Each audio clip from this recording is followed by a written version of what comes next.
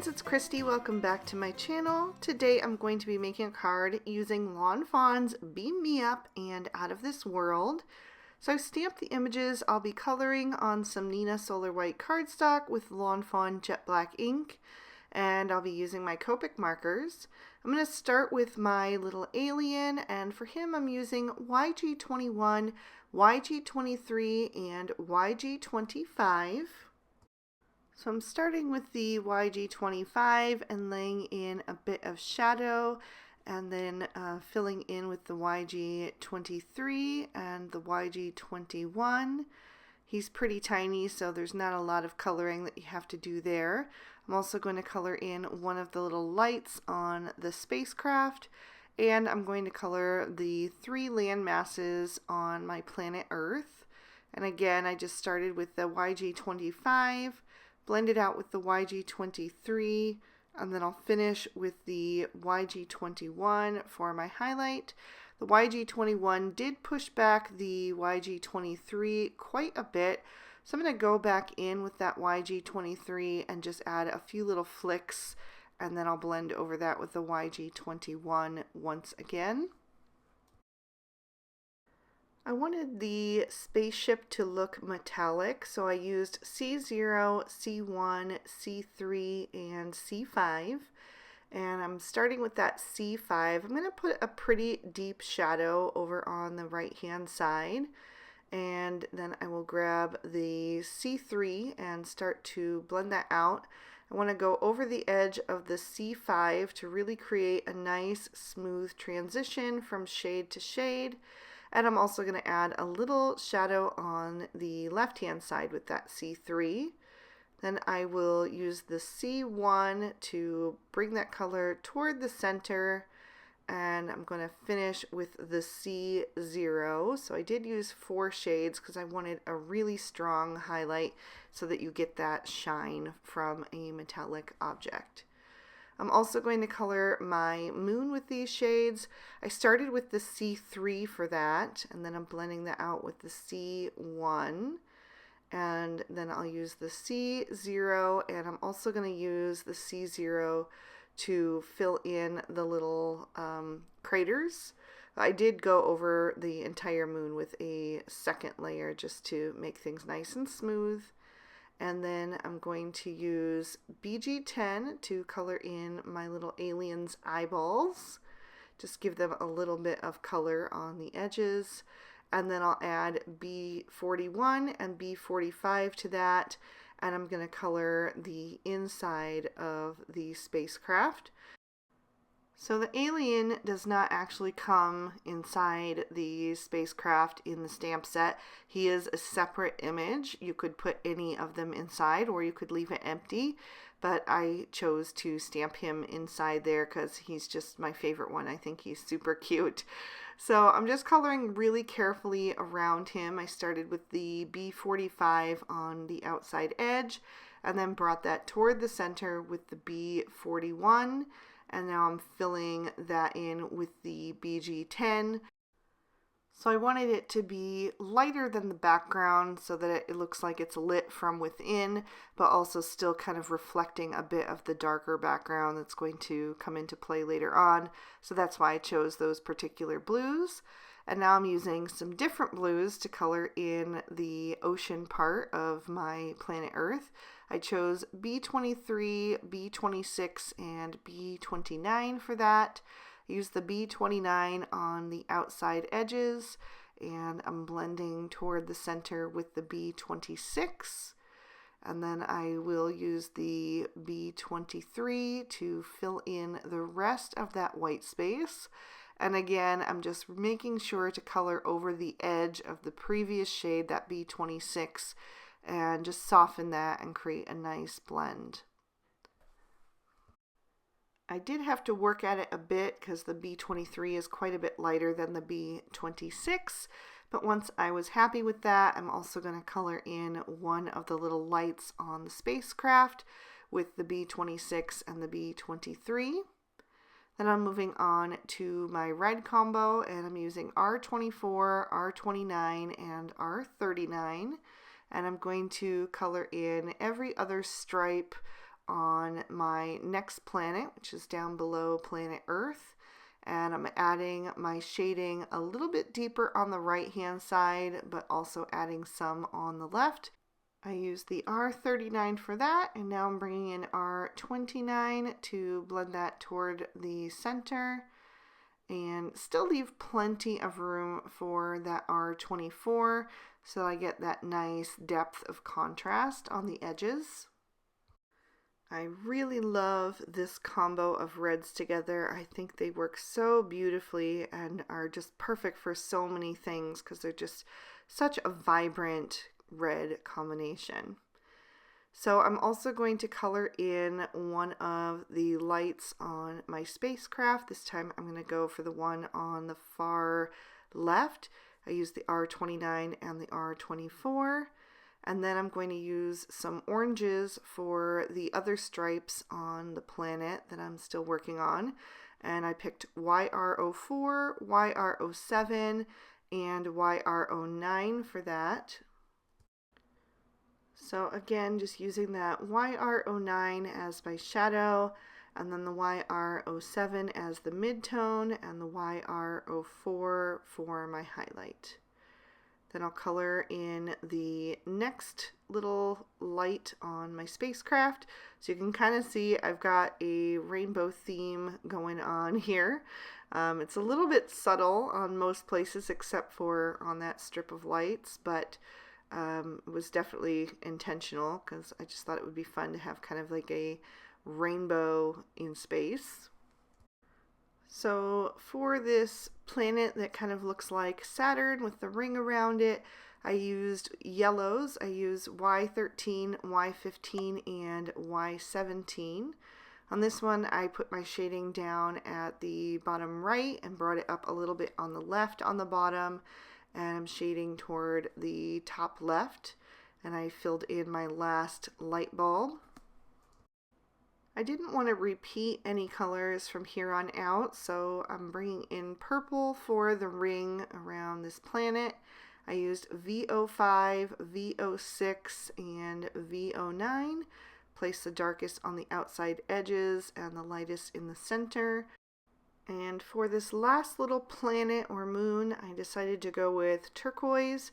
So I brought my BG10 back in and used BG13 with that. And I just did a second layer on that to increase that depth and saturation. Then I'll bring in my black Sakura Jelly Roll pen and go over the eyes of my alien and trim these out with their matching dyes. For my background, I'm taking a piece of Bristol Smooth Surface cardstock and I'm going to blend on some Candied Apple Distress Oxide ink across the center diagonally from the top right to the bottom left. And then right alongside that, I'm going to add some mustard seed, and the two combined are going to create an orange color between them. Then I'll bring in peacock feathers, and I'm going to add that to the top part of the red, and those two combined will create a little bit of a purple tone. It's not quite purple because I'm using that blue-green peacock feathers. If I used a blue, it would be a little bit more of a purple, but I also used a little bit of that next to the yellow, and the two of those created a green. And then finally I'm going to take some blueprint sketch and I'm going to add that next to the bottom and the top. So I'll basically take this color and just fill in all of the sides that remain white. So I don't want any of that white cardstock showing through. And I'll go back here and there to my other colors to just make sure that everything is layered how I want it and nothing is covered up more than I want it to be. Once I'm happy with all of my rainbow of colors in my background, then I'm going to start turning this into a galaxy by bringing in some black soot. I'm going to start by just pulling that in from the outer edges. I don't want to darken up the middle too much because I still want those vibrant colors there, but I want it to look like space. So I need to add a bit of that black soot here and there, kind of covering up parts of it and then letting some of that color show through in other places as well. So what's really going to turn this into a galaxy is adding the stars. So I'm going to start with some liquid stardust, and I'm going to shake that up and squirt it onto an acrylic block. I prefer to use it this way because I feel like I have the most control. So I'm going to use a small paintbrush and splatter that all over the background, and that's going to give me a nice pearlized shine that will really look like stars once you tip it in the light.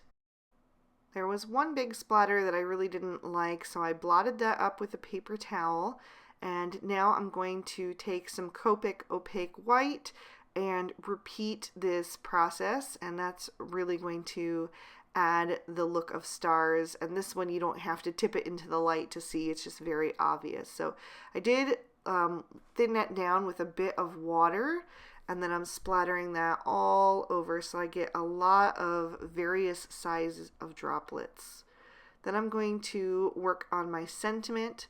I want to heat emboss onto a piece of black licorice cardstock, so I'm treating that first with my EK Success powder tool, and then I will stamp my sentiment in Versamark ink. That clear sticky ink is going to stay wet long enough to grab a hold of the embossing powder that I will be adding and give me a chance to heat that up so that it will be, stuck down to my cardstock. So I'm coating that now in that powder, just making sure that it's really well covered, and then tapping off any excess from the back. And then I let my heat gun heat up for about 30 seconds off to the side. Then I brought it to the back of the paper and then the front to try to eliminate as much warping as possible. And once that cools off and there's no danger of smearing, I will clean it off with a microfiber cloth so that it just removes any of that remaining powder from the powder tool. Then I'm going to stamp on an insert for the inside of my card because I will be using a black card base. So I used the larger alien that looks just like the one inside my spacecraft. I also put on the little cake and have an out of this world birthday. Both the insert and the focal panel were trimmed down with the outside in stitch rectangle stackables so that they have that nice stitching detail, and it also trims off about, I think, a 1/16 of an inch on the outside edges, so you get a nice border of that cardstock on the outside there. So I'm going to line up the insert inside the card, and then I'll add the focal panel on top. And I think that black cardstock on the edges just really pulls your eye in to that nice rainbow galaxy.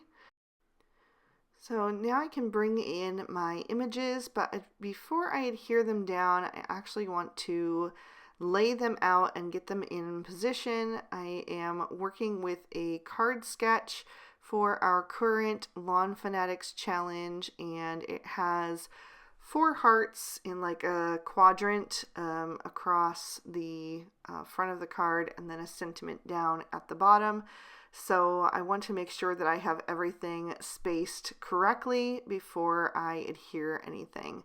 And I threw in those 2 little moons just to kind of make it look a little bit more natural. I didn't want it to look like everything was just in a big box, So having those little moons, they still kind of fit in because they're next to smaller planets or smaller images, and but they just kind of, just kind of offsets things a little bit, and like I said, it just makes it look a little bit more realistic. So I've adhered my little moons and planets with some liquid glue, and I'm going to grab my sentiment strip. I've trimmed that down with one of the everyday sentiment banners. I use the skinny one. So I'm going to adhere that down to the bottom of the card, just like the card sketch shows.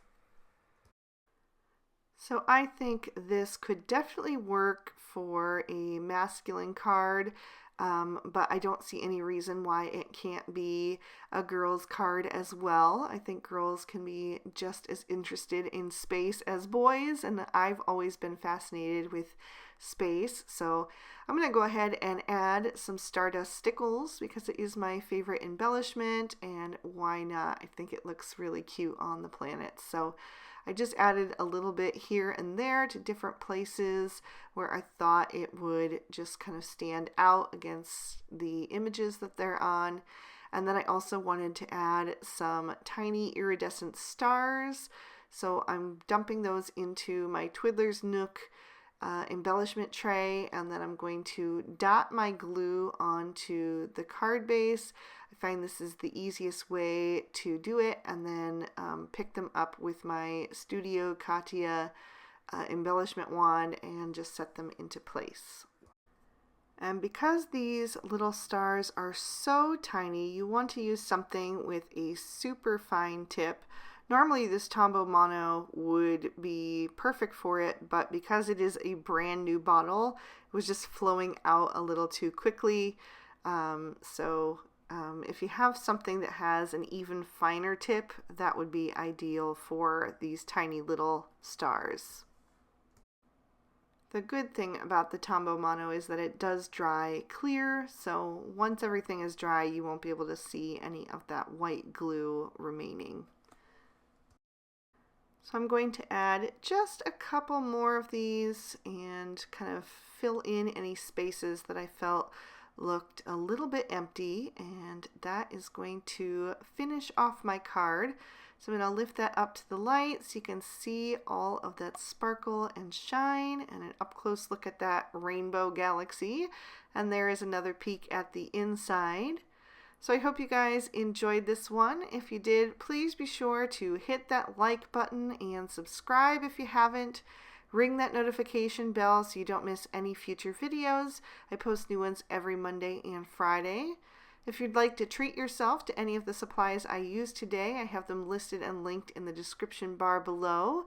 And if you'd like to keep watching, here are 2 extra videos I thought you might also enjoy. I hope you all have an absolutely amazing day. Thanks so much for watching. Bye-bye.